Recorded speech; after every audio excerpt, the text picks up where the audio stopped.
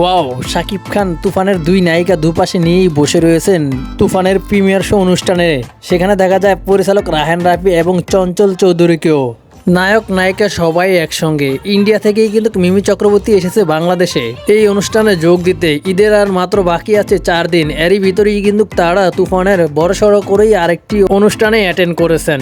সেখানে দুর্দান্তই দেখা গিয়েছে নায়িকাদের মাঝখানে শাকিব খানকে।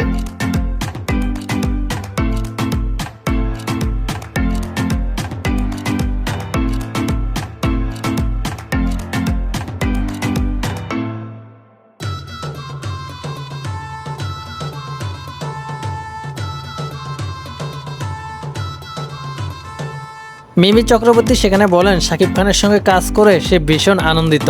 বাংলাদেশের সুপারস্টার বলতে যাকে বোঝায় তার সঙ্গে কাজ করেছি, সেটা আসলেই আমার জন্য খুবই আনন্দের ব্যাপার। শাকিব দাদাকে দেখলে মনেই হয় না তিনি যে এত বড় একজন সুপারস্টার। তিনি অনেকটাই ফ্রেন্ডলি, সবার সঙ্গে মিলে মিশেই কাজ করেন, হাসি খুশিই থাকার চেষ্টা করেন। তুফান সিনেমায় কাজ করতে পেরে আমি ভীষণ আনন্দিত এবং সুপারস্টার শাকিব খানের সঙ্গে কাজ করেছি, এটা তো আরো বেশি আনন্দিত। তো যাই হোক ভিউয়ার্স, শাকিব খান, মিমি চক্রবর্তী এবং নাবিলাকে এখানে দেখতে কিরকম লেগেছে অবশ্যই কমেন্ট বক্সে কমেন্ট করে জানিয়ে দিতে পারেন।